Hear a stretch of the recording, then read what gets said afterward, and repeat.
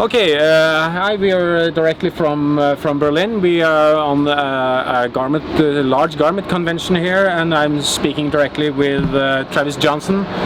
You are a global product lead of Garmin Health. Yep, that's correct. And you have a very engaging presentation here a couple of hours ago, which we would like to just to dig a little further into.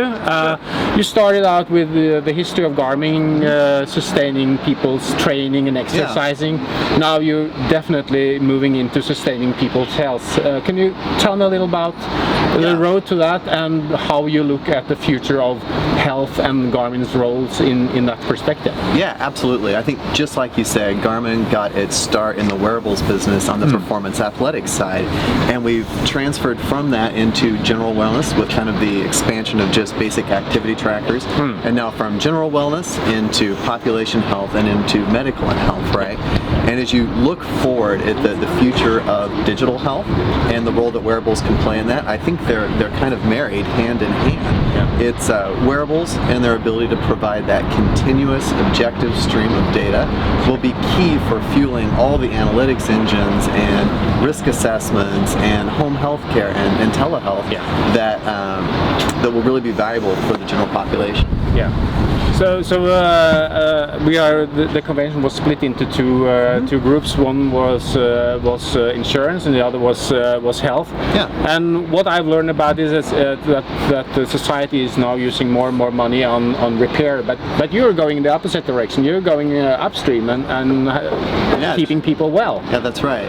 I mean, obviously the best thing for everyone is the prevention side of it and early detection of things. And Garmin announced several months ago that we are conducting clinical trials worldwide to see if our devices are suitable for the detection of certain chronic conditions, and I think they probably will be. But I think that's really exciting because there are a lot of underdiagnosed prevalent conditions, things like sleep apnea or AFib, that most people don't know, and they're not acute events where right now it's an emergency for you to go, but left untreated over long term lead to heart attacks, stroke, depression, all sorts of different things. And if we can detect that early and get people on the right track, and if we can work with partners who can provide that care management solution along with it, then Garmin devices are kind of like the first step in improving your overall health. We are both founders of this motion app, and we are also consultants working extensively with occupational healthcare companies, and also employers who buy occupational healthcare.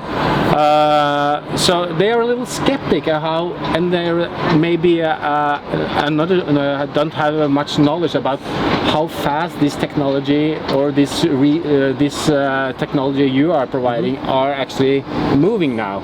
So can we just give the viewers a little insight on how fast this is going now and how precise and accurate it is? And it is unbelievably fast, isn't it? This is, it reminds me, I'm old enough, right, to remember the internet boom, the first one, right? And how fast that felt it moved. This seems way faster. Digital health is growing, and even all the people here at the Health Summit today, right, all the things they're talking about, I've heard about for a couple of years, but now it's happening, right? And the development of wearables themselves and their ability to be precise and provide accurate data is kind of growing exponentially, generation over generation. But not all wearables are created equal, and it's really important to pick a wearable where, one, it's a company that creates quality hardware and quality data, but also is willing to stand behind the data and the accuracy of it and conduct things like clinical trials and research studies to kind of prove scientifically that data is trustworthy. And that's what I would say to those people who are skeptical, right? Not everything's equal, and not everybody's willing to do that. So I think to see definitely in the future Garmin providing more and more information about that. And maybe the employers and occupational health companies have to take the first step and just follow through. Try it out. That's right. It doesn't have to be, you haven't to put a man on the moon, but you just... The other expression is boil the ocean, right? You don't have to boil the ocean. Okay. Right. Just wrapping it all up, Travis, we are obviously very impressed with your products, but as you said, a lot of new products are now coming into the market, and you have a lot of new products and technology in the pipeline. Can you just give us a little glimpse of what's coming up next? Yeah, sure. We just announced the Vivo Smart 4, which is this small activity tracker band like this that features a pulse oximeter. I think that as far as features and development, right, that's a really interesting metric both for health and both for the consumer just to understand their overall sleep hygiene.